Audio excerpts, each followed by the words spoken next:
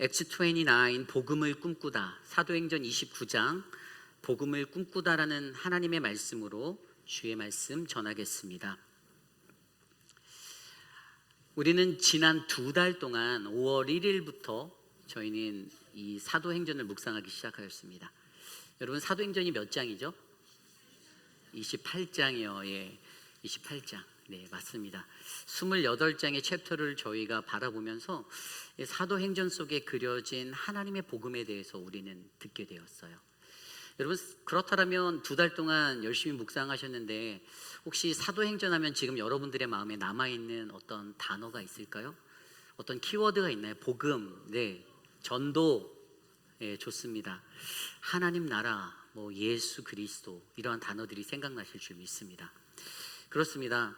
이 사도행전을 바라보면 사도행전 안에 그려져 있는 하나님 나라 그리고 그 복음에 관한 이야기를 들을 수 있고요. 그리고 이 사도행전이라는 것은 제목과도 같이 사도들이 주님을 증거하며 그리스도를 선포하는 그 행적들을 기록한 책이다라는 것이죠. 그렇다면 오늘 이 시대를 살아가는 저와 여러분들도 우리가 오늘로서 마무리 짓는 사도행전 28장을 여기에서 마무리 짓는 것이 아니라 사실은 저와 여러분들도 하나님의 부르심을 받은 자, 사도로 불러주셨잖아요. 그 보내심을 받은 자의 모습으로서 바로 그리스도의 복음을 전파하는 이 사명을 계속해서 우리가 감당해야 하는데, 과연 저와 여러분들, 우리들은 이 사명을 받을 준비가 잘 되어져 있습니까? 사도행전을 들여다보면요, 우리는 바울이 자신이 사도행전 9장에서 다메섹 도상에서 예수님을 만나고 회심하여 예수를 믿는 자들을 핍박하던 자에서 이제 예수 그리스도라는 복음, 하나님 나라와 복음을 전하는 자로 회심한 그러한 삶의 모습으로 변화된 것들을 우리는 바라보았습니다. 그리고 그는요, 사도행전 13장부터 시작해서 사도행전 21장까지 1차 전도여행, 2차 전도여행, 3차 전도여행을 다니면서 무려 10년의 시간을 이 복음의 사역에 쓰임받았어요. 이게 1차 전도여행, 2차 전도여행, 3차 전도여행이 사도행전 21장까지로 규정되어 있고요. 또 어떤 사람들은 이제 로마로 나아가는 이것을 4차 전도여행이다라고 말하는 사람들도 있는데, 사실 그 이후에 4차 전도여행과 같은 이 로마의 시간도 AD 52년부터 58년까지 한 6년 정도의 시간이 되거든요. 로마에 감금되어져 있고 로마에서 복음을 선포하였던, 지금 우리가 묵상하는 이 말씀의 이야기인데, 어쨌든 바울은 자신의 삶이 순교하기까지 이 복음을 전하기 위해서 마지막까지 자신의 인생과 자신의 열정과 삶의 모든 것들을 드리며 나갔다라는 것입니다. 그런데 저는요, 사도행전을 묵상하면서 한 가지 저의 마음에 다가오는 것이 있습니다. 그것은 바로 하나님께서 사도 바울을 통해 그의 꿈을 이루어 가신다는 것이고요. 그리고 그 꿈은 오늘도 저와 여러분을 통해 이곳에서 계속될 거라는 사실입니다. 그렇다면 우리가 이 제2의 사도행전이라 불리는 사도행전 29장을 쓰기 위해서 우리의 삶이, 우리 공동체가 이러한 복음을 꿈꾸며 나아가기 위해서 우리에게 필요한 것이 있는데, 그것이 무엇인가를 오늘 말씀을 통해 묵상해 보려 합니다. 우리가 두렵고 떨리는 이 세상을 살아가면서도 사도행전 29장을 우리가 쓰려 할 때, 우리가 동일하게 하나님의 복음을 꿈꾸며 나아갈 때 하나님은 우리를 위해서 예비해 두신 2가지의 은혜가 있는데요, 오늘 그 첫 번째가 바로 사도행전 29장 Acts 29 복음을 꿈꾸다, 그 첫 번째 말씀은요, 바로 하나님의 꿈이 우리의 사명이 되기를 기도해야 한다는 것입니다. 이 복음을 꿈꾸며 하나님의 예비하심을 마주하기 위해서 우리가 해야 하는 한 가지가 하나님의 꿈이 바로 나의 꿈이 되고 나의 사명이 되기를 기도하는 모습이에요. 오늘 말씀 16절 말씀을 볼게요. 우리가 로마에 들어가니 바울에게는 자기를 지키는 한 군인과 함께 따로 있게 허락하더라. 아멘. 드디어 바울이 꿈에 그리던 로마로 입성하게 됩니다. 근데 어떠한 모습으로 입성하고 있습니까? 죄인의 모습으로 입성하였어요. 자유의 몸이 아니라 여행 간 게 아니에요. 죄인의 몸으로 로마 군대의 호송을 받아 이곳으로 옮겨오게 되었습니다. 그리고 그가 드디어 로마에 들어가는 첫 발을 디디게 되었어요. 그때 바울에게 주어진 어떠한 형편이 있었는데요. 이 나라에서는 로마라는 이 제국에서 그를 지키는 한 군사를 아주 맨투맨으로 붙여줬어요. 그리고 그와 함께 따로 있게 하였다라고 오늘 성경은 16절에 기록하고 있습니다. 그리고 17절 말씀을 드려보면요, 사흘 후에 바울이 유대인 중 높은 사람들을 청하여 그들이 모인 후에 이르되, 여러분 형제들아, 내가 이스라엘 백성이나 우리 조상의 관습을 배척한 일이 없는데 예루살렘에서 로마인의 손에 죄수로 내준 바 되었으니, 18절입니다. 로마인은 나를 신문하여 죽일 죄목이 없으므로 석방하려 하였으나 유대인들의 반대하기로 내가 마지못하여 가이사에게 상소하며 내 민족을 고발하려는 것이 아니니라. 이러므로 너희를 보고 함께 이야기하려고 청하였으니. 아멘. 그 이후에 17절 이후의 말씀을 보면요, 바울이 유대 종교 지도자들을 부르는 것을 볼 수 있어요. 그렇죠? 여러분, 여기에서 특이한 사항이 한 가지 눈에 보이지 않습니까? 이 종교 지도자라고 말하면 장로도 될 수 있고요, 회장장도 될 수 있고요, 어떤 교회 지도자급의 누군가도 대제사장, 이런 사람도 될 수 있는데, 오늘 죄수로 온 사람이 로마에 자리 잡고 있는 유대교 회당의 그 지도자들을 자기에게로 청하여 부르는 거예요. 여기서 우리가 느낄 수 있는 것은, 여러분, 오늘 죄인으로서 이러한 모습이 할 수 있는 걸까요? 할 수 없는 거죠. 쉽지 않은 것이죠. 그렇다면 이것을 통해 우리는 무엇을 알 수 있습니까? 과연 로마라는 제국은 바울을 어떠한 죄인으로 바라보는가를 우리가 생각해 볼 수 있는 거죠. 여러분, 오늘 말씀에 통해서 보면요, 바울은요, 죄인된 신분으로 왔지만 죄인으로서의 어떤 갇혀지고 차단되고 폐쇄적인 그러한 삶을 하는 것이 아니라 조금은 개방적이고 무언가 유도리껏 흘러가는 은혜가 있고, 그리고 그가 자유롭게 무언가를 행할 수 있는 권위가 있었다라는 것. 좀 더 쉽게 말하면 로마라는 제국은 그를 완전한 죄인, 범죄자로 취급하지 않고 현재는 심사 중인 사람으로서 이 사람의 제목이 무엇인지 가리기까지 그에게 일정한 자유를 부어주었다라고 우리가 생각할 수 있는 겁니다. 여기에서 우리가 알 수 있는 한 가지는요, 바로 우리가 죄인의 삶의 환경을 맞이할 때에도 하나님은 우리를 죄인의 아름다운 삶의 환경으로 예비하여 주신다라는 것입니다. 내가 죄인이어서 구치장에 구금되고 아무것도 할 수 없는 어려운 형편으로 내 삶을 몰아놓는 것이 아니라, 죄인의 삶의 환경 가운데서도 하나님께서 예비하신 것이 있어서 자유가 허락되어지고 그가 무언가 행할 수 있는 은혜가 흘러간다라는 것이죠. 그래서 오늘 이러한 삶의 모습이 어디에서 왔나를 고민해 보니, 그것이 바로 사도행전 전체에서 보여준 하나님의 꿈이 바로 바울의 꿈이 되었을 때, 하나님의 꿈이 바울의 사명이 되었을 때에 하나님께서 이러한 은혜로 그 사명자의 길을, 복음 전파자의 길을 예비하여 주신다라는 그 결론에 우리는 이를 수 있게 되는 것이죠. 쉽게 말하면 하나님의 비전의 사람이 되는 것이 중요하다, 이겁니다. 여러분 기억하십니까? 사도행전 9장에서 분명히 자신이 다메섹 도상에서 예수 그리스도를 광명으로 광채로 만나게 되었을 때까지만 해도, 그때까지만 해도 그는 잘 몰랐을 것입니다. 앞으로 그의 삶에 어떠한 일들이 펼쳐질지. 그 이전까지도 하나님의 사명, 하나님의 꿈, 하나님의 비전에 대해서 별로 생각도 안 해보았을 거예요. 그런데 하나님은요, 분명한 목적을 가지고 사도 바울을 부르셨습니다. 아나니아를 통해서 그의 어두워진 눈, 3일 동안 금식하며 식음을 전폐한 그의 어두워진 눈, 그렇게 가만히 한쪽에 놓여져 있던 바울에게 아나니아를 보내셔서 그의 머리에 안수하여 그에게 기도하고 그에게 다시 빛과 광명을 불어넣어 주실 때 그의 삶에 하나님의 소명이 들어가기 시작한 거예요. 그 소명을 어떻게 하느냐? 아나니아를 부르실 때 아나니아에게 하나님이 그에게 이렇게 말씀하여 주셨거든요. 사도행전 9장 15절. 주께서 이르시되 가라. 이 사람은 내 이름으로 이방인과 임금들과 이스라엘 자손들에게 전하기 위하여 택한 나의 그릇이라. 아멘. 여러분, 이것이 바울을 향한 하나님의 꿈이었습니다. 바울이라는 아주 지독한 사람이었죠. 예수 믿는 사람 스데반에게까지 돌을 집어 던졌던 그 사람에게 하나님의 사람으로 복음을 땅끝까지 가서 전해야 될 그 사명을 부어 주신 것, 그 사명을 허락하신 것, 이것이 바로 하나님이 바울을 향하여 꿈꾸고 계셨던 것이에요. 그러나 분명 이러한 음성을 듣고 찾아간 아나니아의 안수를 받기 전까지만 해도 바울은 이것이 긴가민가 온전하게 자신의 마음에 와닿지 않았을 것이에요. 그럼에도 불구하고 그가 성령에 이끌려서 복음의 사역을 떠나서 1차 전도여행을 2년 동안 다니고 2차 전도여행을 3년 동안 다니고 3차 전도여행을 5년 동안 다니고 또 로마로 오기까지의 6년에서 8년의 시간을 보내는 그 동안에 그의 마음 가운데는 하나님을 향한 그 부르심이 가깝게 전달되었을 것입니다. 이것을 어떻게 아냐면요, 사도 바울이 3차 전도 여행을 떠났을 때 이 사도행전 18장에 나오는 이야기에 보면 그가 고린도 교회에 머물렀을 때 베베를 통하여서 로마로 보내는 편지를 쓰게 되는 로마서에 드러나 있어요. 로마서 1장 10절 말씀에 그가 이렇게 설명하고 있습니다. 어떻게 하든지 이제 하나님의 뜻 안에서 너희에게로 나아갈 좋은 길 얻기를 구하노라. 아멘.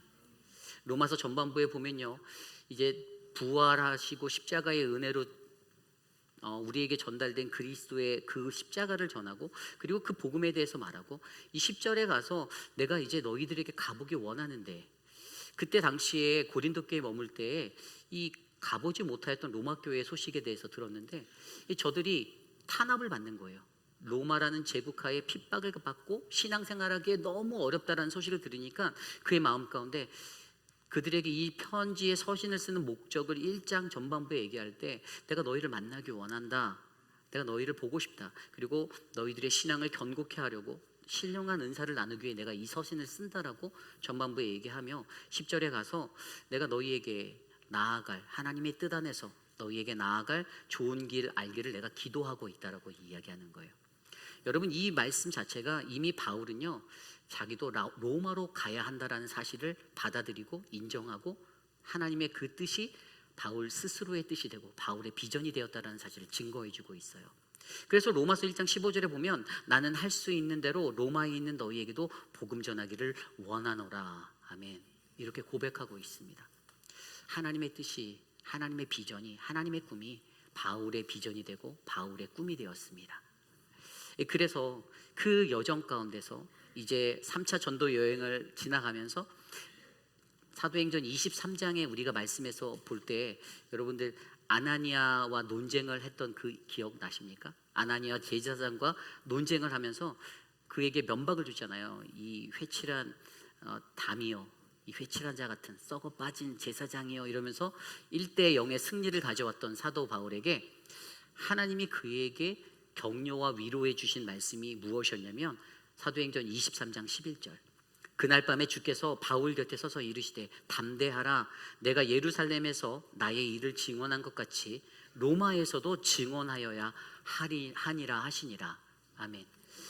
하나님의 뜻을 다시 한번 재차 확인시켜 주시며 바울, 너는 나를 통하여서, 내가 너를 통하여서 내게 너에게 가르쳐준 그 복음을 땅끝까지 로마까지 네가 들고 가야 할 그 사명이 있어. 유대인에게, 예루살렘에게, 그리고 그것을 넘어 온 유대와 예루살렘 땅끝까지 이르러 이 복음을 전해야 해 라는 그의 꿈을 다시 한번 보여주시고 확신시켜 주시며 바울 스스로도 그렇지, 나는 하나님의 사람이지, 내가 이 비전을 품어야지 라는 마음으로 나아가게 했다라는 사실, 결국에 이 전도 여행의 모든 끝자락에서 들여다보면 사도 바울은 결국에 하나님의 꿈을 꾸는 비전의 사람이 되어 있었다라는 사실을 우리는 말씀을 통해 배울 수가 있습니다. 여러분, 이것이 중요합니다. 우리가 하나님의 복음을 꿈꾸며 나아갈 때에요, 여러분, 하나님의 꿈이 바로 우리의 꿈이 되고 우리의 사명이 되기를 기도하셔야만 합니다. 그냥 내가 원하는 내 꿈대로 이 교회가 이끌려 갈 거야, 내가 바라는 꿈대로 이 교회가 사역할 거야를 기도하는 게 아니라 하나님의 뜻대로 우리 교회가 걸어나갈 수 있도록, 하나님의 뜻대로 우리의 가정이 세워져 가도록 주님의 꿈이 우리의 꿈이 되게 하나님 인도해 주세요라는 이 간절한 기도가 하나님의 거룩한 믿음의 백성 제자들에게는 담겨 있어야 합니다. 그래서 여러분, 그것이 어떻게 됐습니까? 죄인의 삶에 하나님의 은혜로 흘러가서 죄인 된 그 삶의 환경을 바꾸셔서, 보세요, 이 사람들이 이 자리에 갔는데 죄인으로 온 이 바울이 억압당하고 눌려있고 제한적인 삶을 사는 게 아니라 자유롭게 사람들과 왕래하고 소통하고 대화할 수 있는 어떤 하나님의 은혜가 흘러갔잖아요. 하나님이 이 비전의 사람에게, 하나님의 꿈이 우리의 삶의 꿈이 되고 비전이 된 자에게, 그 비전의 사람에게는 그가 복음을 전하기 위해 죄인으로 얽매여져 있는, 묶여져 있는 삶 가운데도 삶의 환경을 아름답게 예비하시는 하나님의 은혜를 경험하게 만든다라는 사실을 꼭 기억하셔야만 합니다. 우리 성경에서 들여다보면요, 이 꿈이 이루어지는 이 비전의 사람의 가장 좋은 롤모델이 나오는데 요셉이라는 사람이에요. 기억하십니까? 창세기 37장 말씀에 보면요, 요셉은 꿈을 꿨어요. 그가 어떤 꿈을 꿨습니까?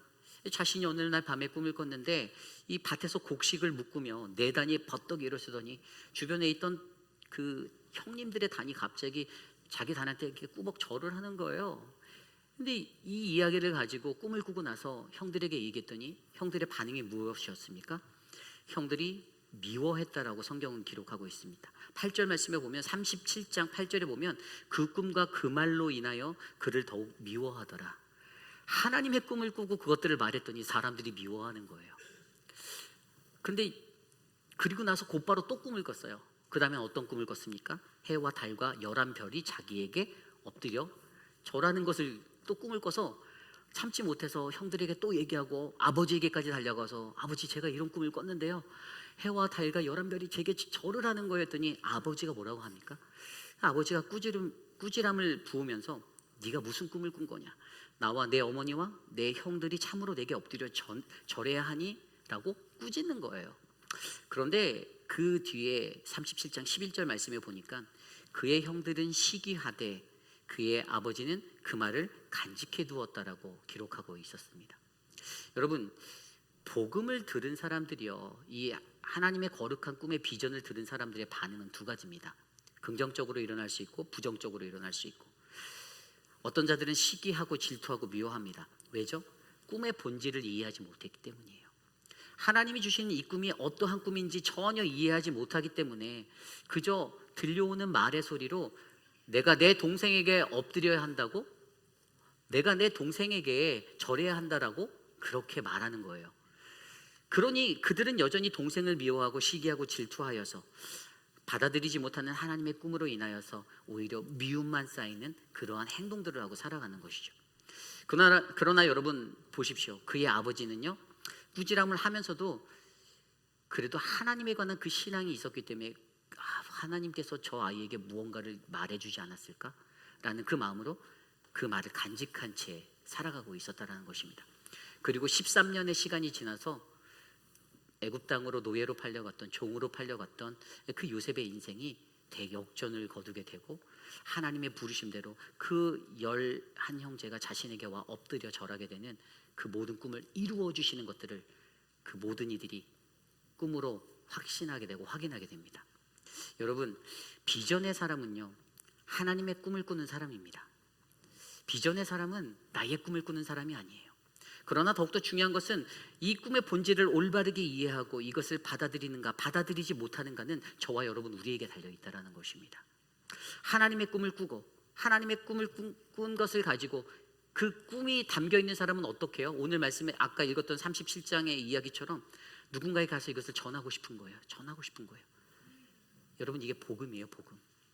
여러분, 복음에 빠진 자, 복음에 취한 자, 복음의 비전에 사로잡힌 사람은요, 어떻게 하면 이 복음을 말할까? 요셉처럼 오매불망, 형님들 내가 꿈 꿨는데 이 이야기 좀 들어보세요. 아버지 내가 꿈을 꿨는데 이 이야기 좀 들어보세요 라고 달려가는 자예요. 하나님의 복음에 사로잡힌 자는요, 복음을 품게 되면 전하고 싶어서 가슴 설레이고 가슴 벅차고 뜨거운 열정이 일어나는 거예요. 그러한 은혜가 일어나는 거예요. 그렇기 때문에 여러분, 저는 이곳에 계신 저와 여러분 우리 모두가 하나님의 복음을 품은 그 비전의 사람이 되시길 원합니다. 하나님의 꿈이 우리의 꿈이 되어지길 기도하십시오. 하나님의 꿈이 우리의 꿈이 되면 우리의 삶이 변화될 것입니다. 그리고 우리는 그 복음을 전하기 위해 달려나갈 것입니다. 어디든지 주의 복음을 들고 나갈 것입니다. 저는 우리의 삶 가운데 하나님의 비전이 채워져서 날마다 우리가 꿈을 꿀 때마다 그 하나님이 부어주시는 그 꿈이 점점 더 선명해져서 저와 여러분의 삶 가운데 선명한 비전을 가지고 이 길을 걸어가는 아름다운 공동체가 바로 우리 회의빛 한인 장로교회가 되기를 간절히 기도드립니다. 오늘 여러분들은 무슨 꿈을 꾸고 계십니까?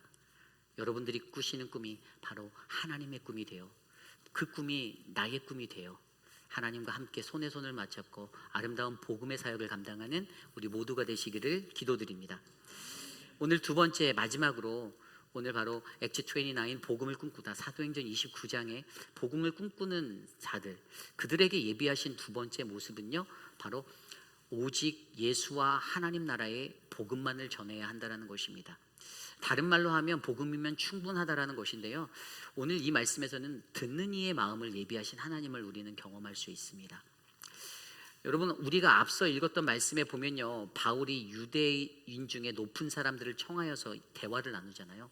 그런데 아까 구절들을 자세히 들여다보면 나는 이전에 우리 유대인들의 법도에 어긋난 일들 행한 것도 없고 나는 예루살렘에서 로마인의 손에 죄수가 된 것뿐이고 로마 사람들이 날 심판하였는데 내 유죄함이 아닌 무죄를 그들이 봐서 풀어주려고 했는데 또 유대인들이 고발하여서 나는 이렇게 죄수가 되었어요라고 변론하는 바울의 이야기를 우리는 읽어보았습니다.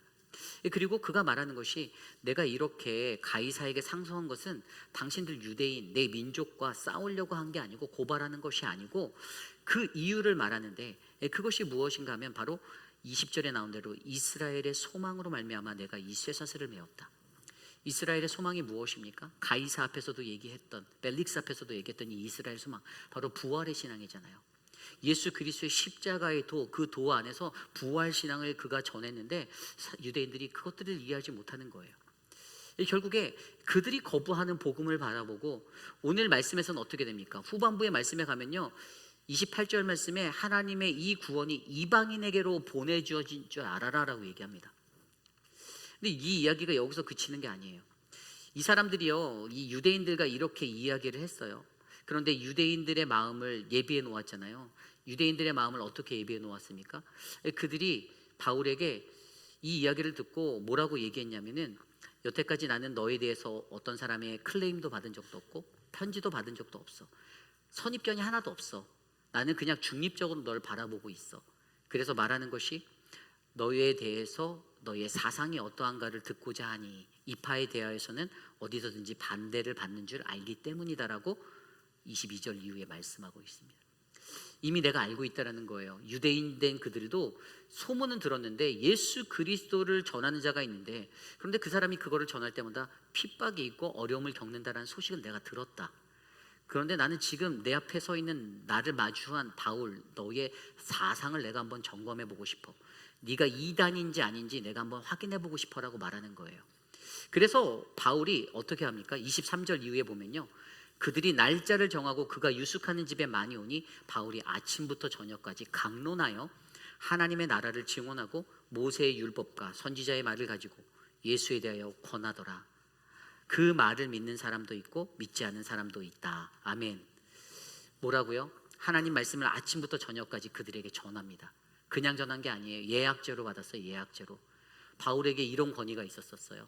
예약하고 와야지만 바울을 만날 수 있는 겁니다. 시간을 잡아서 아침부터 저녁까지 전하는데 그때 하나님께서는 그 듣는 마음의 사람들의 마음을 예비해 주셔서 한쪽으로 쏠리지 않고 자신의 친분 때문에 유대인이라는 자신의 민족성 때문에 바울을 너는 죄인이야, 너는 나쁜 사람이야로 단정해 버리는 게 아니라 그의 삶의 이야기를 듣고 그의 이야기를 통해 들어보며 복음에 대해서 반응하는 기회를 얻게 되었다라는 것. 여러분, 우리가 비전의 사람이 되어서 오직 하나님의 복음을 들고 나갈 때 하나님은 우리를 위하여서 듣는 이들의 마음을 아름답게 예비해 주실 것을 믿으시기 바랍니다. 오늘 바울에게 역사하신 것처럼 이러한 설명, 자신이 로마까지 오게 된 여정을 설명하고 그러면서 왜요? 유대 지도자들이 했던 오해들을 풀어주려고요? 아니에요. 아마 바울이 가졌던 생각은 이 이후의 말씀에 이사야 선지자의 말씀을 통해서 들을 게 있는 사람은 듣고 듣지 못할 자들, 눈이 어두운 자들은 들을 수 없어. 그러나 회개하고 돌아오면 너희들이 고침을 받을 수 있어라는 그 은혜의 말씀을 선포하는 것을 보아서 바울이 생각했던 것은 너희가 복음을 거부하긴 하지만 하나님은 여전히 너희에게 이 복음을 선포하기 원하셔. 너희에게 다시 들려지는 복음으로 너희의 삶이 회개하고 돌아올 때 너희는 구원받을 수 있고 너희는 하나님의 은혜의 자리에 설 수 있어라는 그 은혜를 선포하는 사명으로 나왔다라는 것을 바울이 전하고 있는 것입니다. 그러므로 여러분, 오늘 이 말씀 속에서 본 것 같이 우리가 하나님께서 복음을 들고 나아갈 때 듣는 사람의 마음까지도 다 예비해 주시는 것. 우리가 20명의 단기 선교사가 도미니카 땅을 갈 때 200명, 300명 수많은 사람 만날 텐데 내가 잘해서 그들에게 복음이 전해지는 게 아니라 하나님이 예비해 주셔서 그들의 마음을 다스려 주셔서 그때 우리가 되지 않는 언어로 그들에게 예수 그리스도를 전할 때 그들의 마음이 움직여서 하나님 앞에 돌아오는 역사가 일어나기를 기도해 주셨으면 좋겠습니다. 그런데 여기서 우리가 한 가지 또 깊이 있게 생각할 것은요, 듣는 이의 마음을 하나님이 예비해 주신 것을 우리가 목격하는데 그럼 우리가 어떻게 살아야 되는가? 우리는 오직 하나님의 복음만 전하면 된다는 것이에요. 하나님의 복음이 무엇인가? 로마서에서 강조하고 있는 복음이 무엇입니까? 여러분, 예수 그리스도가요 자기의 공생의 기간 동안에 하나님 나라를 외쳤잖아요. 기억나십니까? 우리가 잘 알고 있듯이 하나님의 사역을 감당하면서 예수 그리스도는 때가 찼으니 회개하라, 때가 가까이 왔다, 하나님 나라가 가까이 왔다라고 선포하였습니다. 근데 여러분, 이러한 말씀처럼 오늘 복음, 바울이 전한 복음도 하나님 나라가 분명히 있는데, 그런데 여기엔 한 가지가 더 있다는 것이죠. 그게 뭐냐면 오늘 말씀에서 23절 말씀에 보니까 아까 이것도 말씀에 아침부터 저녁까지 강론하여 하나님 나라를 증언하고 모세와 율법과 선지자들의 말을 가지고 예수에 대하여 권하였더라. 아멘. 오늘 바울이 전한 복음은요 바로 하나님 나라 플러스 예수 그리스도였어요. 예수 그리스도가 하나님 나라를 선포하며 두루두루 돌아다니며 결국에 본인 스스로는 그 십자가로 나아가셨잖아요. 십자가에서 그 하나님 나라를 완성하셨죠. 그런데 오늘 바울은요 그렇게 완성된 하나님 나라를 전하며 플러스로 예수 그리스도의 십자가를 같이 전하고 있다는 거예요. 이게 더 큰 차이예요. 오늘 이 시대를 살아가는 저와 여러분, 우리가 전해야 하는 복음도요 바로 이것입니다. 하나님 나라 플러스 예수 그리스도, 그분이 달리신 십자가. 그때 우리의 복음은 강력한 능력이 되고 힘이 될 수 있어요. 여러분, 많은 사람들이 교회가 물질을 써서 선교를 가고 교회가 어떤 일을 할 때 뭐 인적적 물질만 드리고 노력을 열심히 하면 다 된다라고 생각하지만 사실 하나님 나라와 예수 그리스도의 십자가 없이는 그 어떤 사역은 성공하지 못합니다. 모든 사역의 핵심은 십자가예요. 복음이에요. 이것이 복음이에요. 이 복음을 아는 사람들은요 하나님 나라만을 외치고요 그리스도의 십자가만을 전합니다. 그러므로 여러분, 오직 복음만을 전하는 그 능력이 저와 여러분 우리 안에 넘쳐나기를 간구합니다. 그런데 이 복음만을 전하는데 이 사람들이 깨닫지 못하는 거 왜 그럴까요? 아까 읽진 않았지만 오늘 말씀 26절 이후에 보면요, 이 일렀을 때 이 백성에게 가서 말하기를 너희가 듣기는 들어도 도무지 깨닫지 못하며 보기는 보아도 도무지 알지 못하는도다. 아니, 바보입니까? 왜 이렇게 수도 없이 들었는데 왜 모를까요? 이 백성들의 마음이 우둔하여져서 그 귀로는 둔하게 듣고 그 눈은 감았으니 이는 눈으로 보고 귀로 듣고 마음으로 깨달아 돌아오면 내가 고쳐줄까 함이라. 아멘. 여기에서 문제가 보이잖아요. 그들의 마음이 우둔하여졌다라고 설명하잖아요. 이들의 눈에 이 말씀이 말씀으로 들려오지 않는 것, 복음이 복음으로 들리지 않는 이유는 그들의 완고한 마음 때문에, 우둔한 마음 때문입니다. 여러분, 결국에 여기서 우리가 한 가지 더 생각할 수 있는 것은 복음을 듣는 우리들의 마음의 완악함을 깨뜨리셔야만 합니다. 이것을 부시셔야 돼요. 어떤 것이 완악한 마음입니까? 내 마음대로 말씀을 듣는 거예요. 하나님의 뜻으로 받지 않고 인간의 말로 듣는 거예요. 이게 완강함입니다. 그 완강함이 가득 채워지면 복음이 복음으로 들려지지 않습니다. 그래서 여러분, 우리가 복음을 전할 때 오직 복음만을 전하고 하나님 나라만을 전하고 예수 그리스도만을 전하고 그리고 우리 안에 있는 완강함이 깨어져서 하나님의 말씀이 은혜로 들려지도록 기도하셔야 한다는 사실을 기억하여 주시기를 바랍니다. 그리고 여기서 우리가 한 가지 더 큰 은혜를 받을 수 있는 것은요, 우리가 오직 예수와 하나님 나라의 복음만을 전할 때 그때 우리는 이 복음으로 역사하시는 하나님의 역사를 경험할 수 있다는 것입니다. 그게 무엇일까요? 오늘 말씀 30절입니다. 바울이 온 이태를 자기 새 집에 머물면서 자기에게 오는 사람을 다 영접하고 하나님의 나라를 전파하며 주 예수 그리스도에 관한 모든 것을 담대하게 거침없이 가르치더라. 아멘. 바울이 2년 동안요, 2년 동안 이 복음의 사역을 더 감당했습니다. 그런데 여러분, 여기에서 눈에 띄는 차이점이 하나 있어요. 아까 23절 말씀에는 그가 유숙하는 집에 많이 온이라고 되어져 있어요. 바울이 로마에 죄인으로 갔을 때 국가에서 집을 정해줘서 너 여기에 있어라고 해서 그를 어떤 가택 연금 형식으로 지키고 있었거든요. 그래서 그가 유숙하는 집이라는 헬라어 단어는 크세니아, 이건 국가가 지원하는 공짜 집이에요. 그런데 좀 전에 읽었던 30절에 보면 2년 동안 자기 셋집에 머물면서라고 나와 있어요. 그러니까 his one expense를 쓴다는, 자기 돈으로 해요. 그런데 헬라어 단어로 이 셋집이라는 단어가 미스토마, 이 미스토마라는 단어는 헬라어 미스토스라는 삭스를 의미하는 단어에서 왔는데요, 결국에 돈을 지불하고 사용해야 하는 집을 말하는 거예요. 여러분, 이게 무슨 차이가 있냐면요, 복음이라는 것은요, 바울이 전했던 복음은요, 로마라는 제국의 힘을 의지하지 않았습니다. 바울이 전한 복음은요, 하나님 나라의 것을 의지했어요. 이 셋집이라는 아까 말씀드린 미스토마의 또 다른 의미가 겨자씨라는 의미가 있어요. 결국에 하나님이 뿌리신 겨자씨가 심겨지는 거예요. 바울이 어떤 돈으로 이곳에서 방세를 내고 살았나를 보니까 뭐 빌립보 교회에서 보내온 구제 헌금으로 이 땅에서 세를 내고 살았다. 결국에 하나님의 성도들이, 주의 백성들이 모아서 헌금한 이 선교 헌금을 통해서 복음의 사역은 확장되어진다라는 사실을 설명해 주는 거예요. 여러분, 이것을 통해 우리에게 말씀하고 계시는 것은요, 하나님이 오늘도 일하고 계신다라는 것입니다. 하나님이 겨자씨를 뿌리시는 거예요. 하나님이 뿌리시는 그 씨앗 가운데서 저와 여러분들이 은혜로 충만하게 오직 복음으로 예수와 하나님 나라만을 전파하면 그것만으로 그 복음은 충분하다라는 것입니다. 어떻게 하냐고요? 로마 제국의 역사를 보십시오. 여러분, 초대교회사를 제가 신학교에서 배울 때 1세기, 2세기 초대교회사가 굉장히 어려웠어요. 약 250년 동안 네로 때부터 시작해서 디오클레니오라는 사람의 황제까지 대박해라고 하는 엄청난 박해가 있었습니다.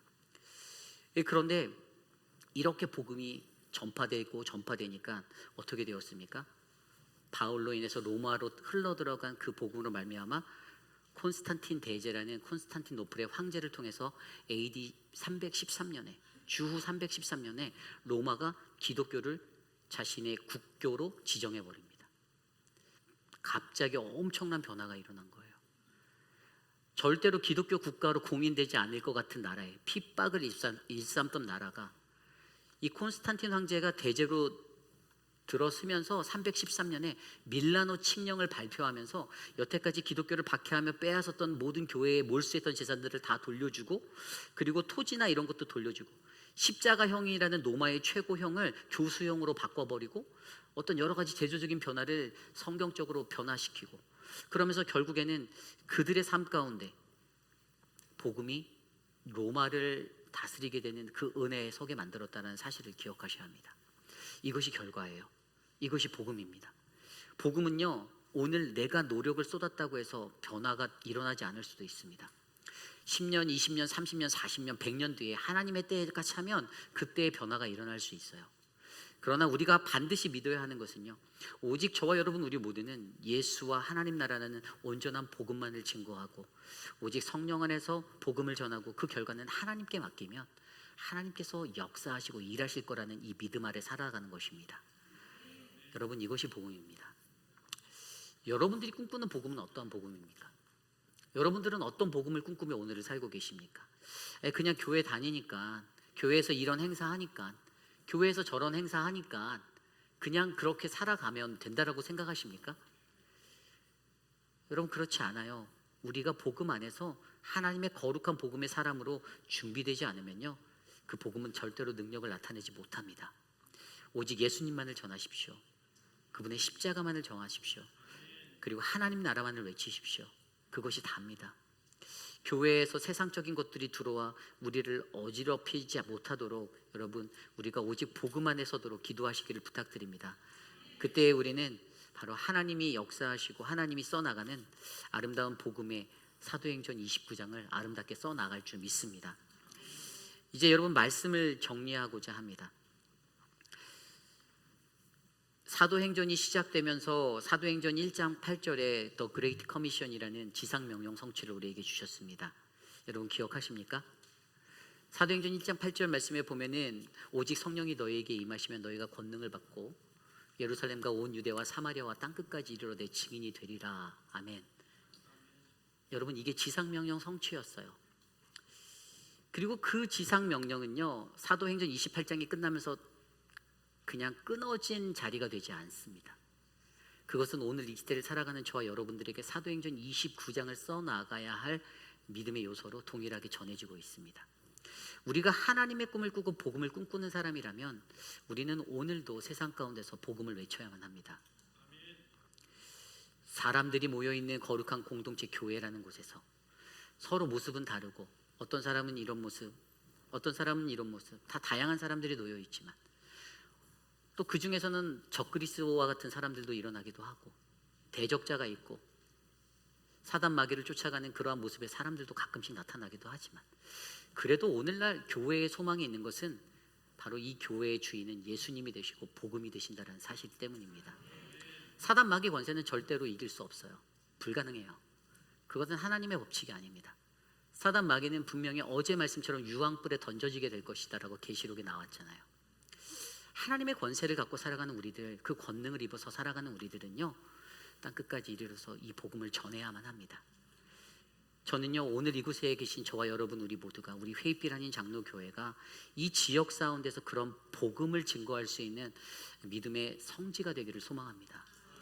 하나님께서 우리를 위해 예비해 놓으셨습니다. 내가 죄인 된 삶의 모습을 살지라도 편하게 대화할 수 있고 복음을 증거할 수 있는 삶의 환경을 그분이 만들어 주실 거예요. 다만 그러기 위해서는 하나님의 꿈이 나의 꿈이 되는 비전의 사람이 먼저 되셔야 합니다. 그리고 그 두 번째로 듣는 이의 마음을 예비해 주셨잖아요. 어떤 선입견에 휩쓸리지 않고 사람의 간사한 말에 흔들리지 않도록 하나님이 그 듣는 이의 복음을 듣는 이의 마음을 예비해 주셨는데 그렇기 때문에 우리는 오직 복음만을 전하면 되는 거예요. 복음이란 무엇인가? 예수님의 때의 복음은 하나님 나라였지만 사도 바울은 예수님을 묵도하고 나서 하나님 나라 플러스 예수 그리스도라는 십자가를 복음으로 증거하며 나아갔습니다. 그랬더니 300년 뒤에 일어난 복음의 전복 사건, 그래서 로마가 복음에 휩싸이게 되는 국교가 선포되어지는 그런 놀라운 역사가 일어나게 되었던 것을 우리는 기억합니다. 그러므로 여러분 오직 복음만을 전하고 우리의 완강함을 깨뜨리며 하나님의 일하심을 바라보는 우리 모두가 되기를 기도합니다. 그러한 마음으로 이 시간 함께 찬양하기 원하는데요, 오늘 말씀을 준비하면서 저는 이런 찬양이 생각났습니다. 이 세상을 살아가는 동안에 나의 힘을 의지할 수는 없지만 내가 기도하며 나아갈 수 있는 이유는 하나님의 꿈이 나의 비전이 되기 때문입니다.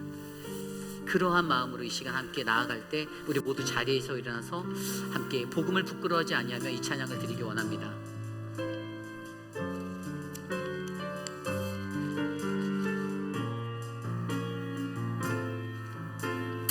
우리 함께 찬양할까요? 이 세상을 살아가는 동안에, 이 세상을 살아가는 동안에 나의 힘을 의지할 수 없으니 기도하고 낙심하지 말 것은 주께서 참 소망이 되심이라. 이 세상을 살아가는 동안 나의 힘을 의지할 수 없으니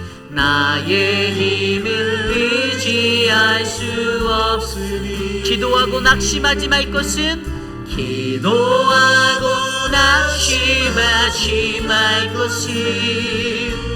주께서 참 소망이 되심이라. 하나님의 꿈이 나의 비전이 되고 예수님의 성품 나의 인격이 되고 성령님의 권능이 나의 능력이 되기 원하고 바라고 기도합니다. 주의 길을 걸어가는 동안에 주의 길을 걸어가는 동안에 세상의 것 의지할 수 없으니 세상의 것 의지할 수 없으니 감사하고 낙심하지 말 것은 감사하고 낙심하지 주께서 참 기쁨이 되심이라 주께서 참 기쁨이 되심이라 하나님의 꿈이 나의 비전이 되고 하나님의 꿈이 나의 비전이 되고 예수님의 성품이 나의 인격이 되고 나의 인격이 되고 성령님의 권능이 나의 능력이 되길 원하고 바라 기도합니다. 하나님의 꿈이 나의 비전이 되고 하나님의 꿈이 나의 비전이 되고 예수님의 성품이 나의 인격이 되고 성령님의 권능이 나의 능력이 되길 원하고 바라고 우리 마지막으로 고백해볼까요? 하나님의 꿈이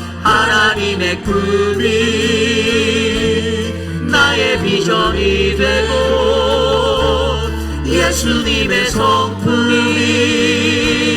나의 인격이 되고 성령님의 권능이 나의 성령이 되길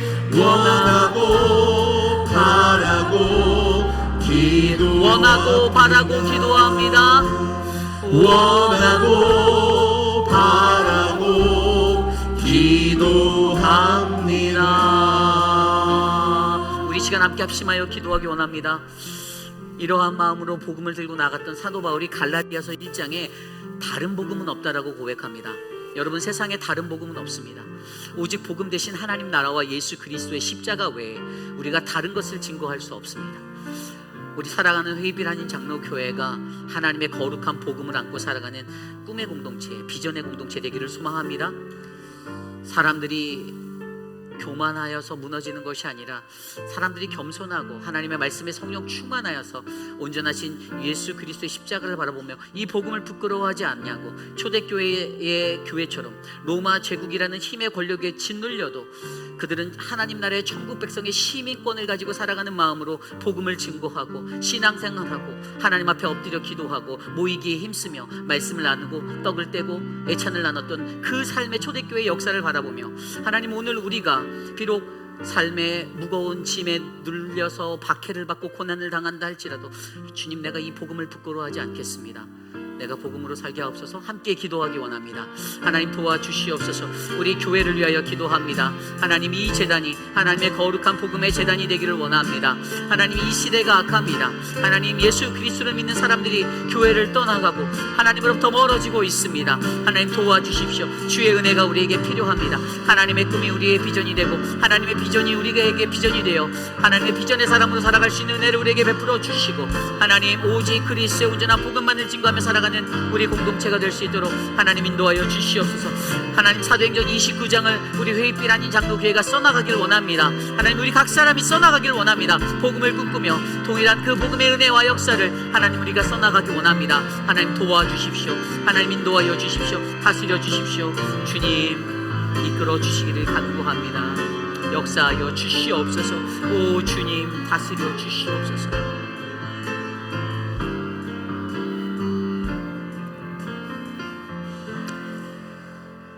참으로 존귀하신 하나님, 감사를 드립니다. 하나님, 예수 그리스도를 믿는 믿음의 사람, 그리스도인으로 살면서도 하나님, 우리는 온전한 하나님의 복음을 제대로 알지 못한 채 불평과 원망으로 살아갈 때가 너무나도 많이 있습니다. 하나님, 우리 안에 거룩한 주의 성령을 더하셔서 하나님 나라의 복음을, 예수 그리스도의 십자가를 전할 수 있는 믿음의 증거자 되게 하여 주시옵소서. 사랑하는 우리 오수덕 권사님, 하나님, 이제 LA로 떠나가야 할 날이 멀지 않았습니다. 하나님, 오늘 아들, 우리 사랑하는 모든 짐을 싸서 하나님 이주하고 있습니다. 가는 길을 안전히 지켜주시고 하나님, 이 가정에 하나님의 은혜가 복음으로 차고 넘치도록 역사하여 주시옵소서. 사랑하는 우리 천문자 집사님, 기도하는 그 기도를 들어주시고 주님 앞에 나와 예배하는 이 시간 간절히 바라옵기는 자신에게 주어진 이 질병들이 하나님의 은혜가 되어 주님의 은혜를 고백할 수 있는 신앙으로 살아가는 것이오니 하나님, 이 가정 위에 함께 역사하여 주시옵소서. 사랑하는 우리 박소영 집사님, 내일 눈 수술하셔야 합니다. 하나님, 막혀있는 것들을 뚫어주시고 회복하시고 붓기가 가라앉으며 눈이 잘 보여 하나님 일 하는데 어렵지 않게 하시고 남은 삶의 시간 속에 하나님을 높이는 거룩한 예배자로 우뚝 서게 붙잡아 주시옵소서. 사랑하는 우리 오재근 장로님, 하나님 또 수술하신 많은 분들 기억하여 주시고 저들의 건강의 회복을 주님의 은혜로 채우셔서 주님 안에서 차고 넘치는 은혜가 온 사람의 가정에 충만하도록 역사하여 주시옵소서. 지금은 우리 구주 예수 그리스도의 무한하신 은혜와 그 크신 하나님의 사랑하심과 성령 하나님의 감화 감동 교통하심의 역사가 하나님의 은혜 안에서 살아가는 믿음의 사람들, 복음을 꿈꾸며 내가 나아갑니다.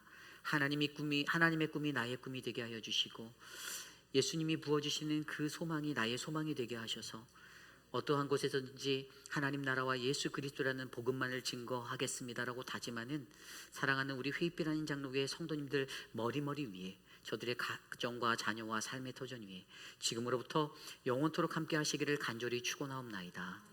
아멘.